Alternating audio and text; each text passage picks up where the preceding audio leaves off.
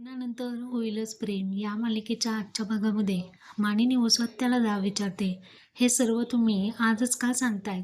नंतर केव्हाही तुम्ही सांगू शकला असतात, कारण आज काव्याची एक्झाम असते.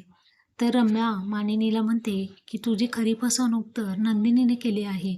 मानिनी म्हणते, नंदिनीचं मिसगॅरेज झालं आहे हे मला आधीच माहिती होतं, कारण जेव्हा हे दोघं बोलत होते तेव्हा माझ्या कानावरती असं पडलं की आपण आपल्या कुटुंबासाठी ही बातमी लपवून ठेवूयात आणि नंतर नाक घासून माफी मागूयात.